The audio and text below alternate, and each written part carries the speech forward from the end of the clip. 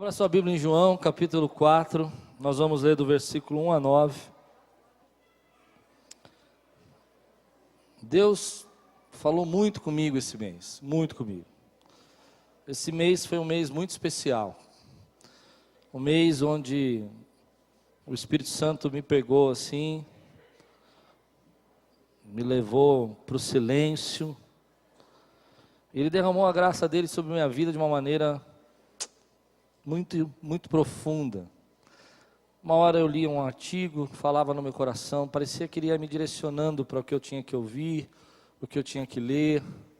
Parecia que Deus ia me direcionando para a mensagem que eu tinha que escutar. Algo espetacular assim. E eu fiz uma lista de 25 coisas que o Espírito Santo falou comigo esse mês. E eu estou um pouco desconfortável porque eu peguei essas 25 coisas, soquei tudo elas dentro de uma mensagem só e trouxe para você. E eu disse, Deus, eu preciso descarregar, eu preciso tirar isso dentro do meu coração, essas coisas tremendas que o Senhor está falando comigo. Eu percebi que de manhã eu não consegui. E eu acho que eu não vou conseguir à noite, mas não tem problema. Por quê? Porque o que importa hoje para mim é ministrar na sua vida que Deus está trazendo um tempo novo de graça sobre a vida dessa igreja. Deus falou comigo através de pregações, Deus falou comigo através de leitura, Deus falou comigo através da palavra. Deus falou comigo um dia, por exemplo, que eu estava parado num parque orando e o Espírito Santo começou a falar comigo. Foi coisas assim tremendas. E eu escolhi esse texto, porque esse texto fala muito das coisas que Deus tem falado ao meu coração. João capítulo 4, versículo 1, é um texto que você conhece, uma mulher samaritana. E diz assim: os fariseus ouviram falar que Jesus estava fazendo e batizando mais discípulos do que João. Embora não fosse Jesus quem batizasse, mas os seus discípulos. Quando o Senhor ficou sabendo disso, saiu da Judeia e voltou uma vez mais a Galileia. Era-lhe necessário passar por Samaria. Assim chegou a uma cidade de Samaria chamada Sicar, perto das terras que Jacó dera a seu filho José. Havia ali o poço de Jacó. Jesus, cansado da viagem, sentou-se à beira do poço. Isto se deu por volta do meio-dia. Nisto veio uma mulher samaritana tirar água. Disse-lhe Jesus: dê-me um pouco de água. Os seus discípulos tinham ido à cidade comprar comida. A mulher samaritana lhe perguntou: como o Senhor, sendo judeu, pede a mim, uma samaritana, água para beber? Pois os judeus não se dão bem com os samaritanos. Agora vá até o versículo 27. Naquele momento, os seus discípulos voltaram e ficaram surpresos ao encontrá-lo conversando com uma mulher. Mas ninguém perguntou: o que queres saber ou por que estás conversando com ela? Então, deixando o seu cântaro, a mulher voltou à cidade e disse ao povo: venham ver um homem que me disse tudo o que tenho feito. Será que ele não é o Cristo? Então saíram da cidade e foram para onde ele estava. Enquanto isso, os discípulos insistiam com ele: mestre, come alguma coisa. Mas ele lhes disse: tem algo para comer que vocês não conhecem. Vamos orar? Ó Deus, fala conosco através da tua palavra agora, Senhor, nesse instante. Que assim como esse mês o Senhor visitou meu coração, derramou da tua graça, eu peço que o Senhor visite os corações desses irmãos que estão aqui essa noite. Que eles sejam, Senhor, marcados e guardados pela tua palavra. Que eles venham, Senhor, receber de ti renovo. Venham receber de ti, Senhor, força, coragem, para fazer aquilo que o Senhor tem colocado no coração deles. Em nome de Jesus. Amém. Querido, eu fico pensando como a nossa mente, a nossa memória é algo extraordinário. Você já parou para pensar, por exemplo, quer ver um exemplo simples, bem facinho? Tenta lembrar o que você comeu ontem no almoço. Demora um pouquinho, mas você consegue, né? Dá Agora, quer ver? Lembra da casa que você morava quando você tinha 6 anos de idade? Interessante, né? O que você comeu ontem no almoço, você demorou mais para lembrar do que a casa que você morou há 6 anos de idade. Se você tem uma idade assim, jovial, como eu, assim, apenas 42 anos, muito jovem, muito criança, faz o quê? Sei lá, 38 anos, 34, 36 anos que isso passou, eu lembrei mais rápido do que eu comi ontem. no almoço. Nossa memória é uma coisa incrível. Vou fazer uma outra brincadeira com você, para você perceber a força da tua memória. Pense no limão, bem verdinho, bem verdinho. Corte o limão no meio. Sua memória consegue imaginar isso, né? Você consegue ver eu cortando até o limão, não consegue? Alguns não conseguem e estão meio lesados hoje, mas a maioria consegue. Se você não consegue, olha, nós não temos psiquiatra na igreja, mas a gente pode indicar. Corte o limão. Cortou o limão? Pega o limão. Agora dê aquela no limão. A nossa mente, a nossa memória é uma coisa incrível. Você sentiu o gosto do limão? Alguém ficou arrepiado? Quantos ficaram arrepiados aqui? É interessante. Tem um povo mais sensitivo, né? Eu fico imaginando, eu não sei se você já assistiu esses filmes que o camarada perde a memória, recente, e ele não lembra, e todo dia você tem que lembrar que ele te ama, que ele te ama. Já viram esses filmes? Tem vários, né? Tem dois tipos de filmes diferentes. Eu vi 2 filmes. Essa semana a Thalita me colocou para assistir um filme com ela, e o rapaz perdia a memória, e todo dia a moça tinha que falar, eu sou a sua namorada, e você não lembra de mim. E eu fiquei falando, meu Deus do céu, que vida difícil deve ser você perder a memória, né? E ele falava para o amigo dele falou assim, eu me separei. E ele falava para o amigo assim, você abandonou a minha irmã? Todo dia, ou seja, no dia seguinte ele já tinha esquecido de novo. Ele falava assim, não, porque a sua irmã está com aquele outro cara. Minha irmã te deixou. Você já imaginou você perder a sua memória? Que coisa horrível, você não lembrar das suas aventuras, daquilo que você fez, o dia que você conheceu a sua esposa, como você estava bonitão, com aquela calça boca de sino, né? Aquele sapatinho pega rapaz, sabe como é que é? Saltinho, né? Não é saltinho, como é que chamava aquilo? Meu pai usava aquilo. Carrapeta. Não é o capeta, é carrapeta. Eu fiquei imaginando assim, querido, a nossa memória é incrível. Só que tem uma coisa interessante, tem muita gente aí que só lembra de desgraça. Tem uma memória poderosa para lembrar de coisas ruins. É uma memória do limão. Está o tempo todo pensando no limão. E uma das coisas que o Espírito Santo falou no meu coração é que a gente precisa pegar a nossa lembrança, a nossa memória, os nossos pensamentos e trazer coisas que realmente foram abençoadoras à nossa vida. Né? Isso é muito comum. Eu estava falando isso na Santa Ceia. Você vir para a igreja, por exemplo, e você só tem memórias ruins. Hoje de manhã o Eduardo contou um testemunho muito legal, o Du, falando que quando Deus tocou o coração dele para que ele doasse para a reforma, ele começou a lembrar de experiências maravilhosas que ele teve com Deus. E aquilo mexeu comigo, sabe, irmãos? Porque ele lembrou, por exemplo, que ele deu um tiro no peito e Deus não deixou que ele morresse quando ele era viciado em droga aos 15 anos de idade. Mas ele não ficou preso no tiro no peito que ele deu aos 15 anos. Aliás, tem uma coisa engraçada desse testemunho que ele não contou, eu fiquei esperando ele contar, é que ele só não morreu porque ele não sabia onde era o coração. Deus usou a ignorância dele. Te amo, Du. Às vezes é bom ser ignorante, irmão. Às vezes é bom.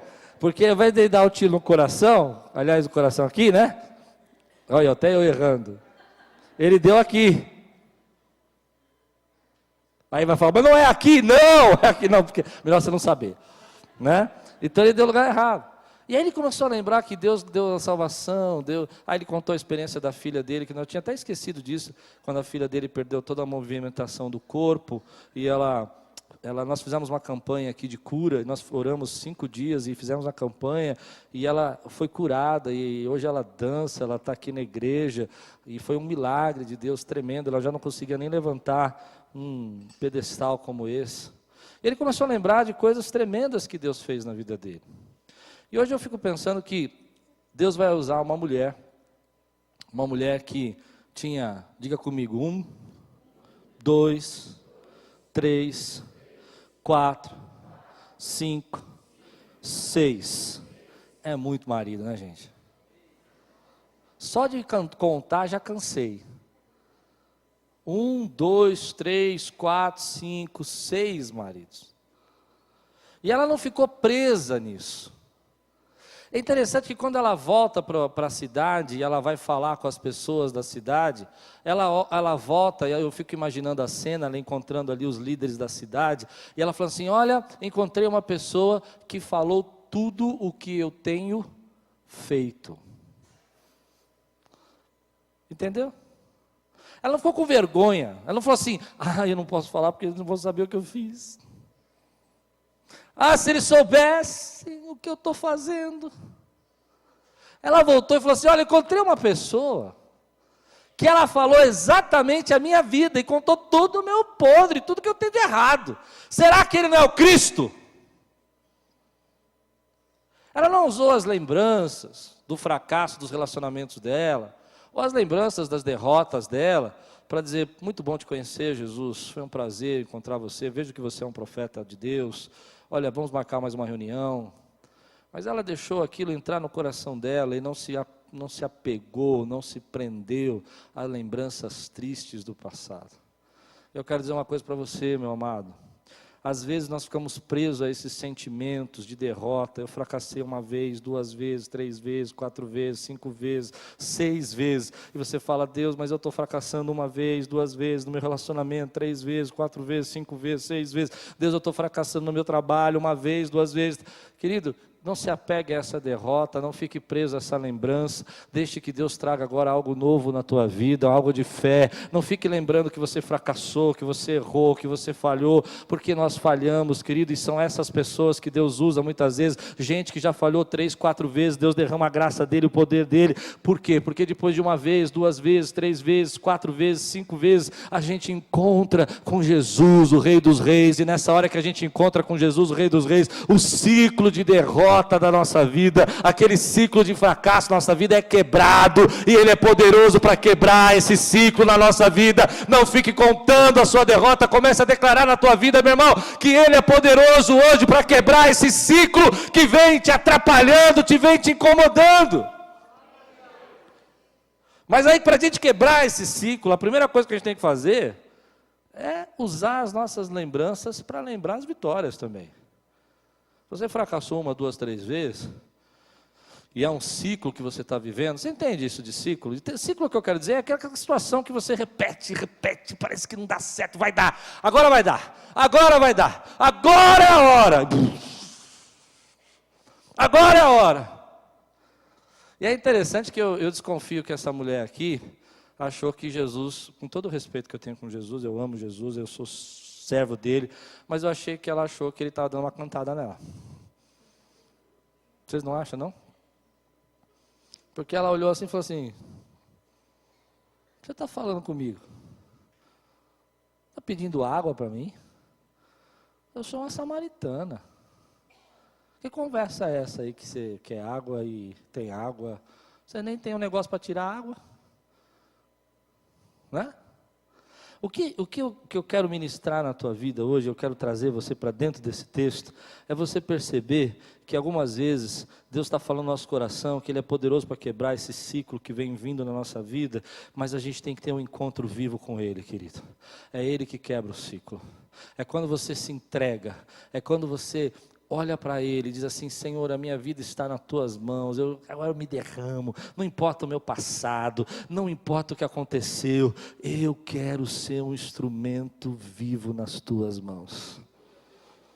E aí eu vejo a atitude de Jesus. Jesus era um homem ocupado, Jesus tinha mais de 5.000 pessoas, às vezes o seguindo para ouvir falar.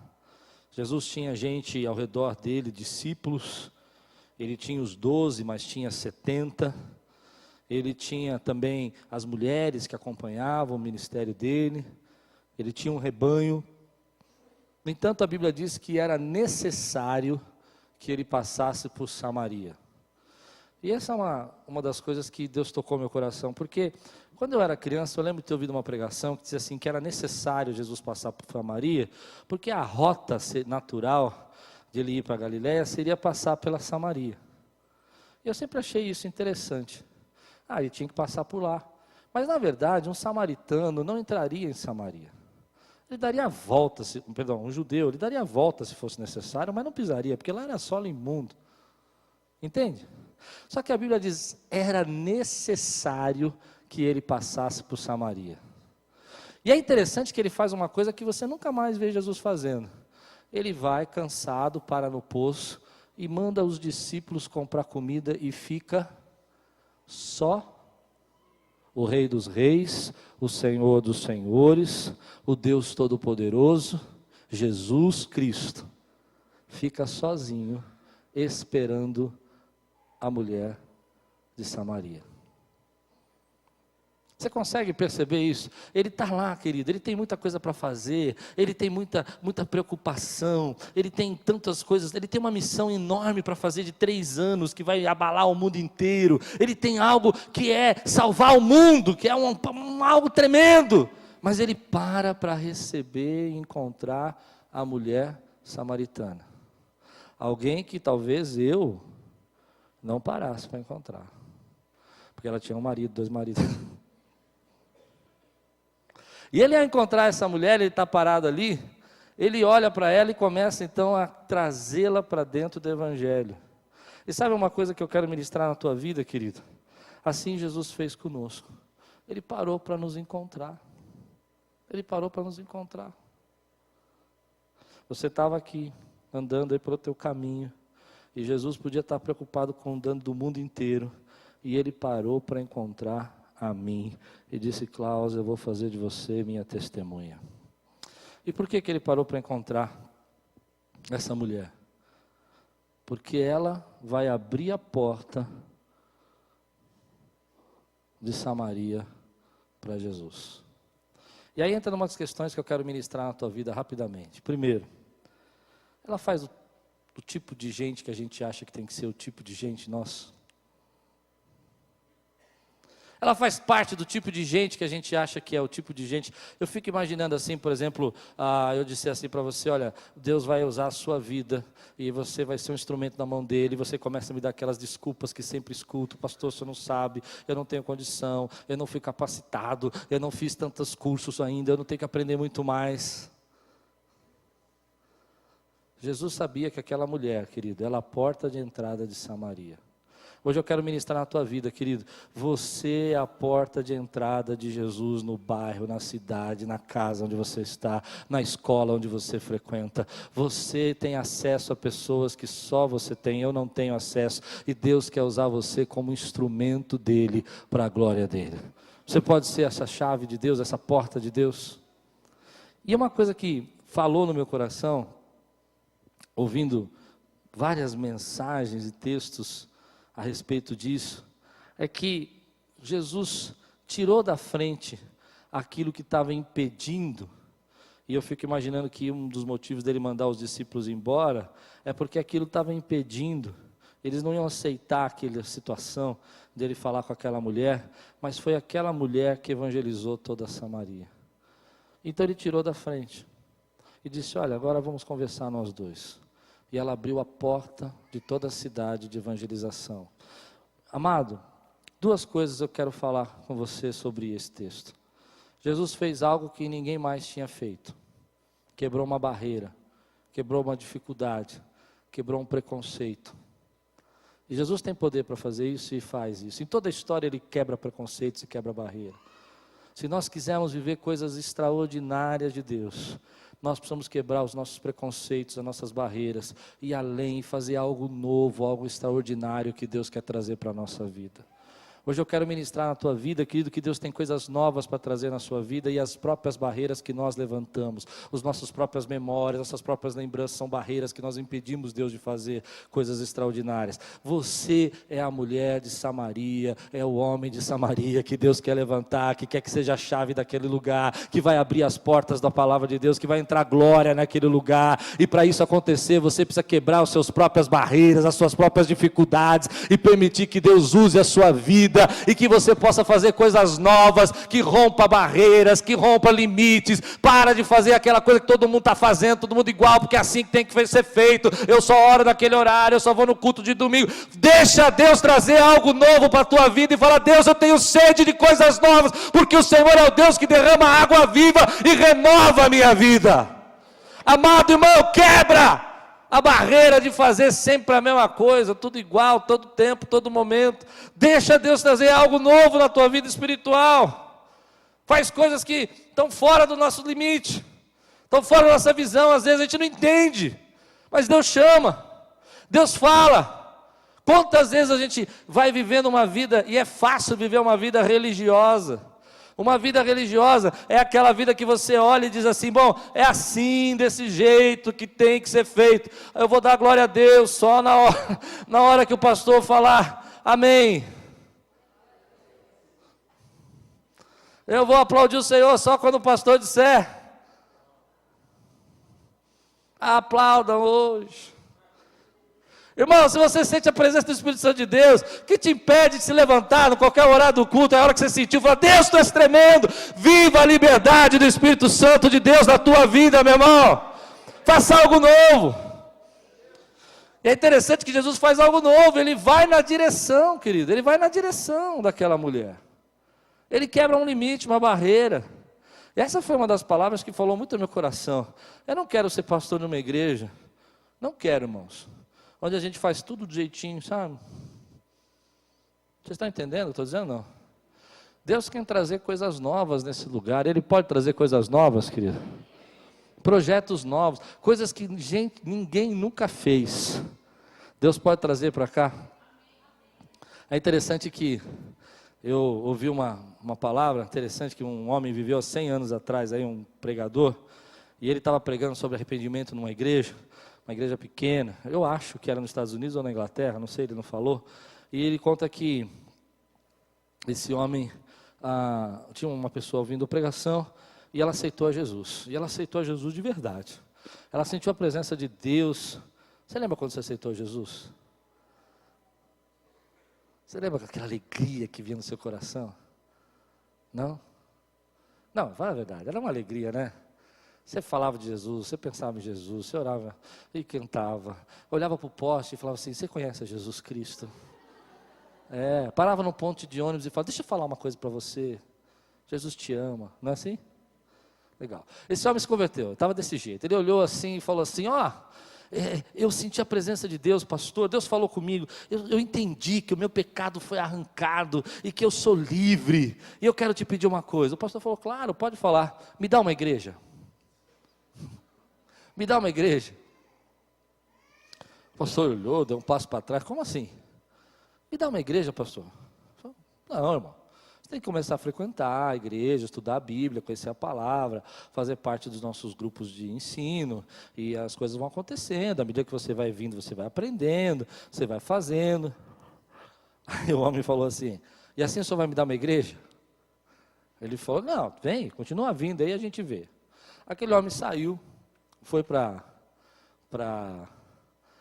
uma caverna, lá uma casa, não sei, perto de um lago, e entrou naquele lugar e ficou 21 dias orando, jejuando e lendo a Bíblia, pedindo para Deus falar com ele e ensinar a Bíblia para ele.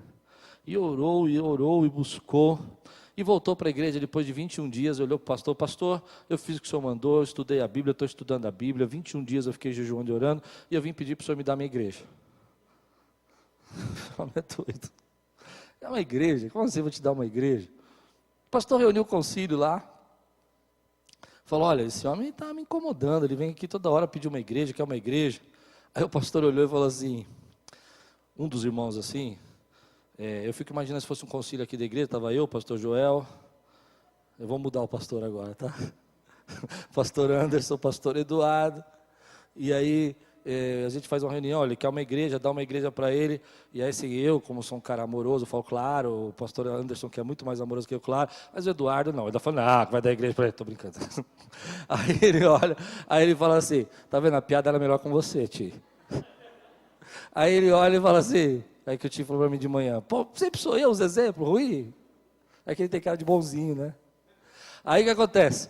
Aí tem uma igrejinha lá no meio do mato, lá tem 5 pessoas, está fechando a igreja, tá acabando, não tem jeito, manda esse homem para lá, ele é meio doido mesmo, não vai fazer, mal não vai ter, né? 5, se o pessoal não gostar dele, eles vão embora, ele sai, manda ele para lá, ele vai descobrir que não é tão fácil assim, que não é desse jeito, e aquele homem foi com aquela alegria. Chegou na igrejinha com 5 irmãos, começou a pregar, a orar. Todo mês, no mês de novembro, que foi o mês que ele se converteu, ele dava um beijo na esposa dele, dava um beijo nos filhos, ia lá para a caverna, ficava 21 dias jejuando e orando, buscando a presença de Deus, buscando um renovo do Espírito Santo. 21 dias, 16 anos, depois de 16 anos, aquela igreja ainda continuava do mesmo jeito, do mesmo tamanho, aquela igreja que enviou eles. Aquela igreja continuava do mesmo jeito, mesmo tamanho, mesmos irmãos ainda discutindo as lideranças, as coisas, mas a igreja daquele pastor, do doidinho, o que queria uma igreja? 16 anos depois, tinha 1.200 membros evangelizados por ele. E aí ele faz uma pergunta para você que falou muito no meu coração. Quanto você está disposto a pagar por uma renovação na sua vida? Eu não estou falando pagar em dinheiro. Quanto você está disposto a pagar de oração, de jejum, de busca de Deus, para receber uma renovação na tua vida? Quanto você está disposto, querido, a quebrar os seus paradigmas, para que Deus traga agora uma nova unção fresca sobre você, e possa ver coisas novas, experiências novas, manifestações novas, curas novas, Deus usando você de uma maneira sobrenatural. Ele pode usar você, querido, em nome de Jesus? E eu fiquei pensando nisso, querido, quanta gente está disposto a isso? A gente coloca uma série de regras, a gente limita o poder de Deus, a gente coloca que assim tem que ser, assim daquele jeito tem que ser, e se não for daquele jeito não é de Deus, essa mulher não pode ser usada. Eu fico pensando assim, só uma pergunta aqui, quantas mulheres aqui da nossa igreja, vamos ser sinceros, que gostariam dessa irmã aqui? Eu falo assim, hoje Deus vai falar através da irmã samaritana. Não, você não entendeu o que eu perguntei. Ou entendeu, ficou tão bravo que nem sorriu. Você imaginou? Eu disse assim, esse é um tipo de mulher que as mulheres não gostariam, né? Hã? Mas você, meu irmão, tem que entender que nós todos somos essa mulher samaritana que Deus está restaurando e quer usar com poder e glória. E eu quero pagar o preço dessa renovação que Deus tem para derramar. É uma renovação que diz assim, Deus, eu quero te sentir. Sabe quando você riu? Que eu falei, lembra quando você se converteu, que você evangelizava o pó, você sentia calafrio, falava, Jesus, eu te amo. Acordava de manhã, bom dia, Espírito Santo. É essa renovação que Deus tem para trazer para a tua vida hoje. Você recebe, meu irmão, Ele tem água viva para derramar. Mas aí você começa a colocar, não, mas no passado eu já sofri, eu já tentei, eu já fiz. Esquece, traga as boas lembranças. Lembra como era maravilhoso receber a unção do Espírito Santo de Deus toda manhã. Lembra como era maravilhoso orar ao Senhor. Lembra como era maravilhoso sentir a presença de Deus, dizer glória a Deus. Lembra como era maravilhoso dizer, Senhor, eu sinto água viva dentro de mim, os pecados foram arrancados de mim. É isso, meu irmão. É olhar para a nossa vida e dizer assim, Senhor, eu quero ser a chave dessa cidade. Eu quero ser a porta da minha casa, a porta do meu bairro, a porta da minha família, onde a tua glória, a tua salvação vai chegar na minha vida e na vida dos meus irmãos. Eu quero ser esse instrumento teu, na tua mão, Senhor. Eu sei que o Senhor pode derramar coisas que eu nem consigo imaginar. Coisas novas, coisas tremendas. Jesus falou com uma mulher samaritana aqui, ele quebrou limites, quebrou barreiras, e Jesus quebra as barreiras. E eu fico pensando que Deus quer quebrar barreiras aqui hoje. Você crê nisso, irmão? Que Deus quer olhar para a nossa vida e dizer assim, olha, para de reproduzir, para de seguir, fazer sempre a mesma coisa. Para de fazer aquele negócio do jeito, sabe, como se fosse uma religião. Começa a dizer, Deus, eu quero viver uma experiência nova, uma manifestação nova. Eu quero viver, Senhor, uma comunhão nova. E não só, eu falo assim, de manifestações espirituais, mas de amor, de paixão, de desejo de Deus, de água viva. A Bíblia diz que essa mulher deixou o cântaro dela. Ela tinha ido fazer o quê? Buscar água. E no meio daquele impacto que ela recebeu de Jesus, ela esqueceu da água. Sabe a palavra que Deus fala no meu coração? Eu não senti isso de manhã, mas eu sinto agora. Deus falando comigo assim, que hoje, aqui nesse lugar, há pessoas que iam vivendo um ciclo de destruição, de fracasso, que são os samaritanos de hoje, que Deus está levantando, e que vão ser portas de entrada, de salvação e de transformação. Você é essa porta que Deus quer usar na tua vida. Se ponha na posição, meu irmão. Não admito que alguém olhe para você e diga, mas você teve 4 relacionamentos, você foi assim, porque eu creio no poder de Deus, que é para a restauração da tua vida, meu irmão. Ele é poderoso para transformar você. Você é essa pessoa. Aí a Bíblia diz, querido, que então Jesus vai e entra na presença dessas pessoas, e daquela mulher, e eles traz aquelas pessoas para falar do amor dele. E eu aprendo uma lição. Como eu disse, eu coloquei umas 25 lições no mesmo texto. Mas é interessante que alguns estavam comprando pão e outros estavam, como Jesus, falando do amor para aquela mulher. E essa é uma lição que eu vejo que nós estamos vivendo aqui na Aquiles. Para nós vivermos todas as promessas de Deus nesse lugar, para nós vivermos todas as coisas que nós sonhamos que Deus faça aqui, é tempo da gente se multiplicar. Não entendeu, né? Enquanto alguns estão comprando comida, outros estão falando do amor de Deus. É tempo de você entender que Deus vai levantar pessoas novas. E que nem toda batalha, nem toda luta é a nossa luta. Que é um tempo da gente escolher a nossa batalha. Às vezes as pessoas ficam trazendo batalha para mim. Não traz para você também? Fala assim, pastor, nós temos que fazer isso. Pastor, nós temos que fazer aquilo. E quando Deus falou comigo isso, eu estava me sentindo meio que atrapalhado. Corre para cá, apaga o incêndio aqui, corre para lá, corre... andando que nem caranguejo, de lado. Não para frente, de lado. E aí Deus falou comigo assim, olha, você precisa escolher as suas batalhas. Porque você não tem tempo de vida para lutar todas as batalhas, e nem saúde, e nem energia para lutar todas as batalhas. Jesus em 3 anos, ele revolucionou, né? Colocou o mundo de ponta cabeça, mas ele tinha a batalha certa, ele ia na batalha certa, ele olhava a pessoa e dizia assim, essa mulher aqui, ela vai ser a porta de entrada de Samaria, essa é a batalha, eu não tenho que me preocupar com comida, eu tenho outra comida para comer, vai você se preocupar com a comida, eu tenho uma batalha que eu preciso lutar. E aí vem no meu coração, querido irmão, é tempo da igreja, queridos, escolher as batalhas que tem que lutar. Nós não vamos conseguir lutar todas as batalhas, tem muita batalha. Qual é a batalha que Deus está colocando na sua vida? Que essa é a batalha que você tem que lutar. Escolha a tua batalha, decida qual é a tua batalha. Você está guerreando com a sua família, você está guerreando... Olha que coisa interessante, vou te explicar esse exemplo aqui, ó. Vê se você consegue agora vir comigo. Ó. Você vai casar, jovem, a sua batalha é o quê? É casar, não é? É arrumar seus móveis, arrumar sua casa... Essa é a sua batalha. No entanto, você está guerreando com a sogra, com o sogro, com o tio, para discutir se vai ter rosas brancas ou rosas vermelhas. Porque a sogra exige que seja vermelha, e não pode ser rosa, porque rosa é brega. Luta a tua batalha, meu irmão. Escolhe a batalha que você vai lutar. Eu fico pensando, querido, que é um tempo de Deus falar comigo e com você, que quando um está indo para um lado, hoje de manhã foi muito bacana, eu estava aqui pregando e estava um cheiro de feijoada, irmão.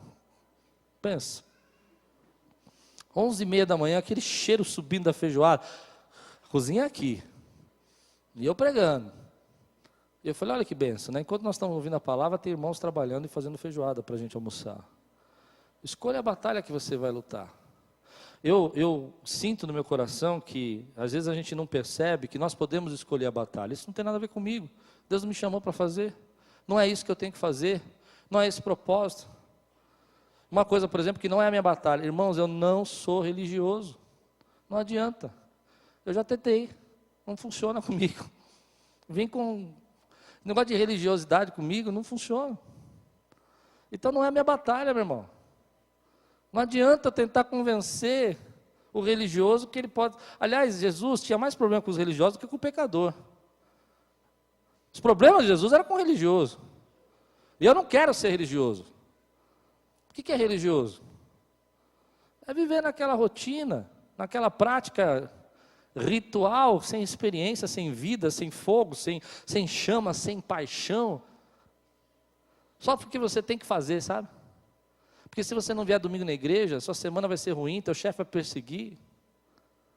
Não, querido, eu quero que você venha para cá e sinta a presença de Deus, o poder de Deus, a glória de Deus. Saia carregado, munido, armado até os dentes para encontrar com fé o seu trabalho, encontrar com fé a tua vida, a tua história, fazer algo novo, ter ideias novas, criatividade nova para mudar a tua história, meu irmão.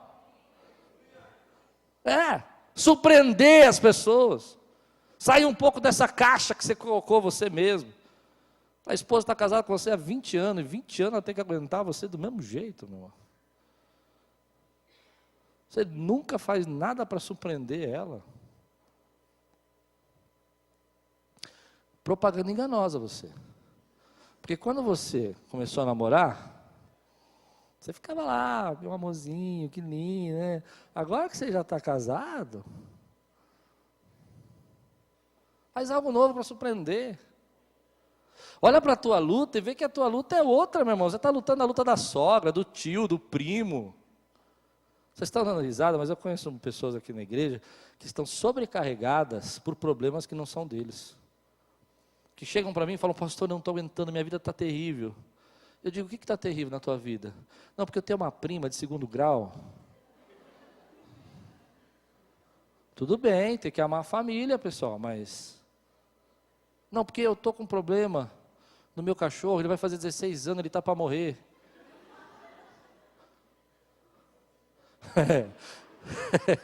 Eu não sei nem o que falar, eu olho e fazer, compra um cachorro eletrônico, morre nunca. Essa não é a sua batalha. Jesus então olha para aquela situação e fala, olha, minha batalha não é saber se tem comida, minha batalha não é saber se tem carne para comer, eu tenho uma outra comida para comer, e essa comida é comida espiritual, minha batalha é conquistar Samaria, e eu vou conquistar Samaria. E aí vem uma coisa, eu vi uma pregação falando sobre isso, e eu vou ser sincero, irmãos, essa semana Deus falou comigo tantas, vocês sabem que eu escuto muitas mensagens, né? Sabe, não? Mas eu dificilmente acho uma mensagem que eu tomo um tapa na cara. Já tomou? Eu escuto mensagem todo dia, mas quando você escuta uma mensagem que você toma um tapa na cara, está rindo por quê? Não foi você que tomou o tapa, né? Então assim, eu estou meio desconfortável com essa mensagem, porque eu estou influenciado. Eu ouvi uma mensagem por trás que eu tomei um tapa. Porque a pessoa falava assim, sabe quem às vezes é a porta do seu sucesso nessa mensagem? A porta do seu desenvolvimento é a pessoa que você menos espera. Você acha que a porta da cidade, isso não é meu, gente, tá? Mas eu estou copiando mesmo, na cara dura. Porque eu apanhei, irmão, então apanhando todo mundo junto. Seja solidário. A porta, querido, de entrada, você acha que é o prefeito da cidade? Você acha que as pessoas mais influentes de Samaria? A porta da cidade era uma mulher com um marido, 2 maridos, 3 maridos, 4 maridos, 5 maridos, 6 maridos, que tinha dificuldade de saber onde estava Deus, não sabia quem era Deus, não sabia o que tinha que fazer para adorar a Deus. Uma mulher, querido, que não tinha estabilidade emocional, mas era a porta da conquista daquela cidade.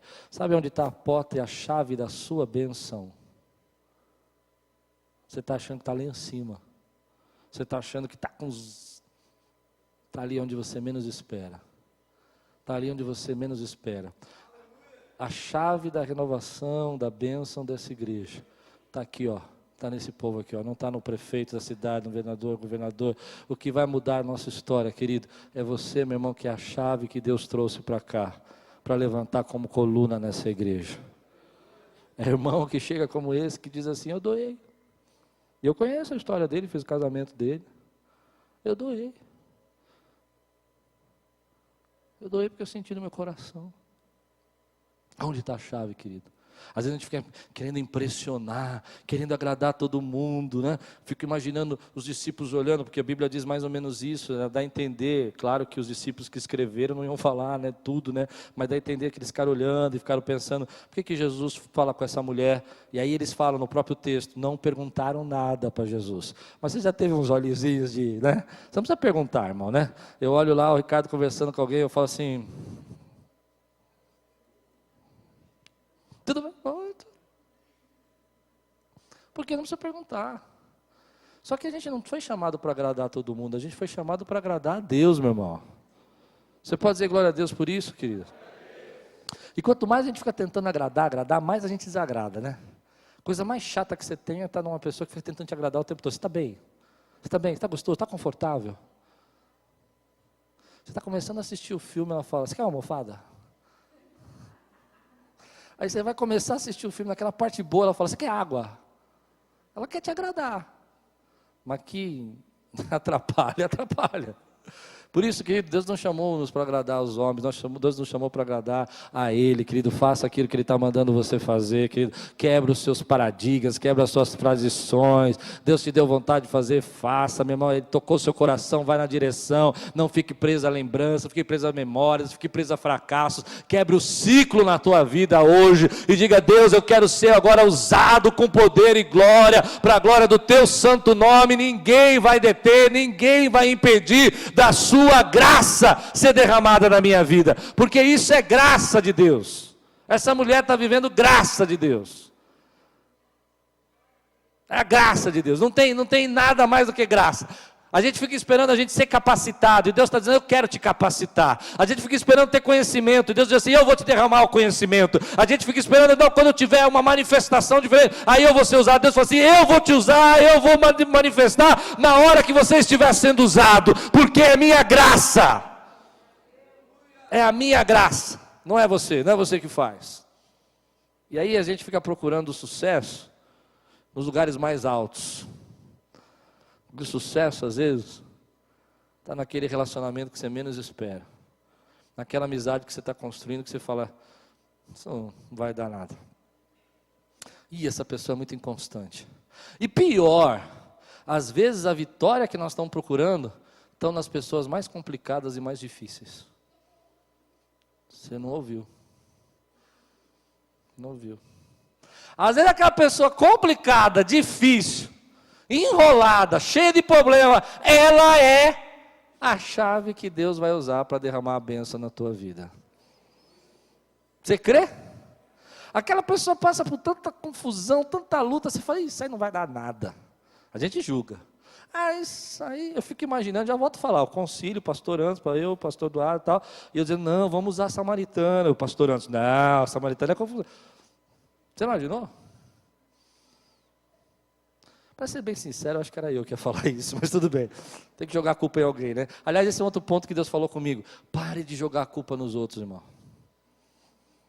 Pare de dizer que os outros não deixam você ser original, que os outros não deixam você fazer, que os outros vão impedir, que as pessoas não vão gostar, né? Que os discípulos vão ficar incomodados. Começa a jogar a culpa nos outros. Não, eu até queria fazer, eu tive até a ideia.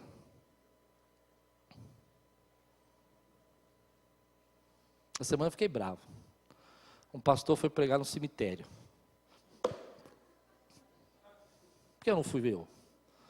Eu preguei até na escolinha dos palhaços, por que eu não fui pregar no cemitério? E aí foi interessante que eu fiquei pensando: será que se eu fosse pregar no cemitério, eu ia perder uns 20 irmãos? Não, você não entendeu. Eu ia chegar aqui e eu ia escutar assim: o pastor está apelando. Vai até em cemitério pregar para defundo. Você está entendendo? Eu acho que o pastor agora quer aparecer, vai no cemitério. Outro dia Deus me deu uma ideia de uma pregação, na TV. Eu vou falar porque agora, a partir de agora, não passa nada na TV, né? Então tudo bem. Mas assim, eu queria me vestir de palhaço. E aí eu estava pensando numa mensagem. Aí eu falei para minha esposa: o que você acha de eu me vestir de palhaço? A minha esposa olhou e falou: legal, você tem cara. Mas eu não fiz. Aí liguei para uma irmã aqui da igreja e falei assim: você se vestiria de palhaço na TV? Ela falou: claro. Eu falei: então tá bom. Eu falei: ela se veste de palhaço, eu fico do lado. Ela não veio, não pôde vir. Mas eu vou ser sincero para você: sabe por que eu não fiz essa pregação? Não é porque ela não veio. Eu fiquei imaginando as críticas. Entendeu? E muitas vezes a gente deixa de fazer algo que Deus toca no nosso coração, inclusive eu, por causa das críticas. Eu fiquei imaginando você, por exemplo, no seu trabalho, aquele irmão da outra igreja que assiste o programa e fala: nossa, até pastor de palhaço, e ficou bonito, né? Eu fiquei imaginando você, por exemplo, na rua, e a pessoa falando assim: eu vi o seu pastor, ele é um palhaço, né? Eu fiquei imaginando você, por exemplo, chegando na igreja aqui, e falando: nossa, pastor, como você fica mais bonito de palhaço? E eu não fiz. Fiquei na caixa. não é? Quantos desejam que Deus traga coisas novas na sua vida, querido? Saia da caixa. Está vivendo o mesmo problema porque está fazendo sempre a mesma coisa. Não está conquistando nada porque está fazendo sempre a mesma rota. Era necessário passar por aquele lugar, passa por aquele lugar. Vá na direção do que Deus tem falado do seu coração.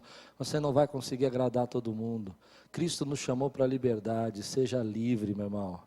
Faça aquilo que Deus está tocando no teu coração. Porque uns Deus chamou de um jeito, outros Deus chamou de outro jeito. Há pessoas que vão ouvir a palavra de Deus só através de você, jamais ouviriam através de mim. Me achariam uma pessoa difícil, ou não gostariam, ou achariam que eu falo muita coisa que não tem nada a ver. Mas você não, quando você falar, ela vai falar, isso aí que eu precisava ouvir.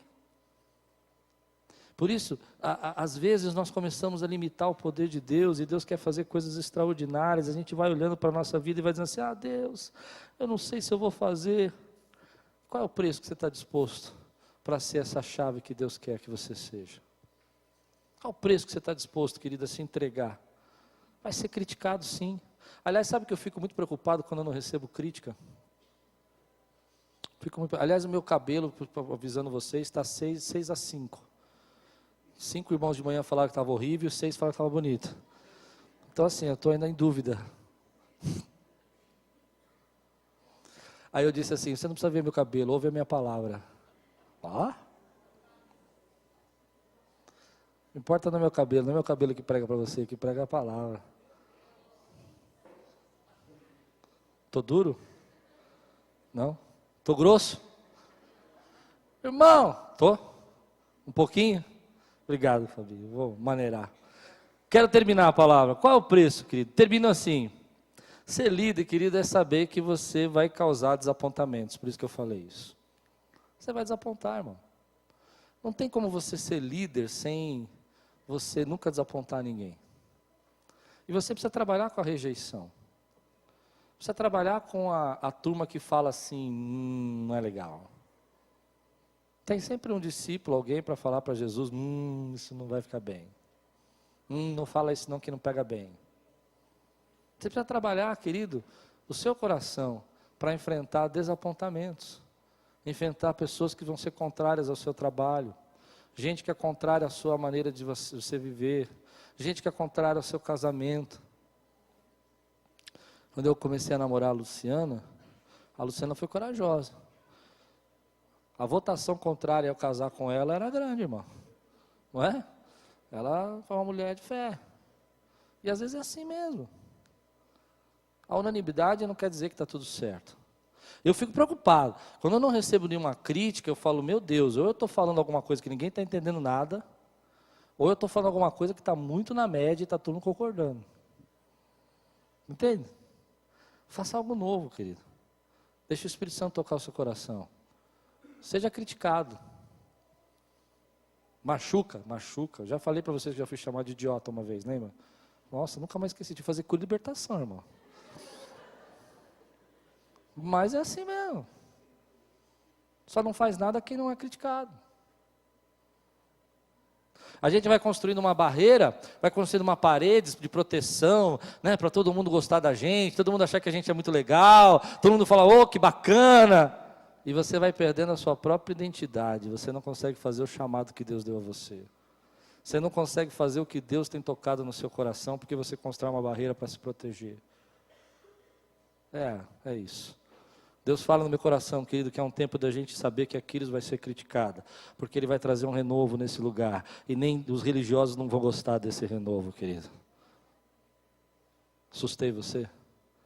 Deus fala no meu coração que Deus vai trazer coisas novas, nós vamos fazer coisas novas, Deus vai fazer ideias que nunca ninguém teve, e nós vamos ter.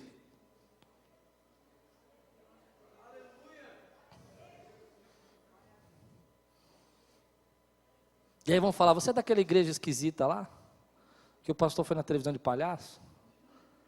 Você vai falar, é nós. É nós.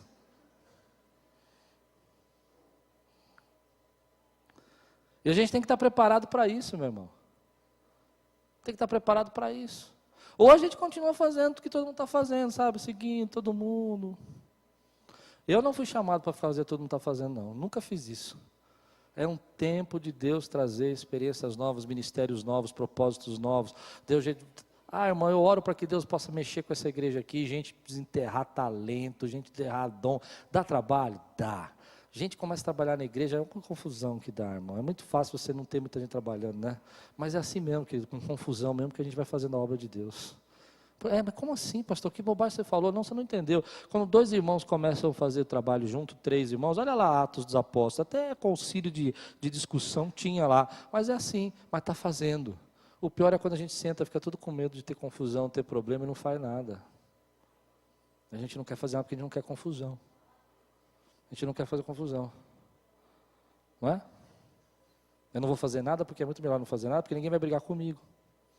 Ninguém vai reclamar de mim. Não vou ter que aguentar aquele irmão do meu lado, falando comigo com aquele bafo. Compra uma balinha, põe no bolso. Quando ele chegar e falar, você quer?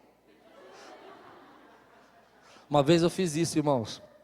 E aí eu descobri que aquele homem não gostava de bala de menta. Aí um dia eu perguntei para a esposa dele, seu marido gosta de que sabor de bala? Morango. Eu falei, tá certo, colocar as balinhas de morango no bolso. Ele nunca soube. Ele não está mais aqui, mas ele nunca soube. Irmão, Deus tem poder para trazer coisas novas nesse lugar e vai usar a sua vida, você é a chave. Você recebe essa palavra hoje? Em nome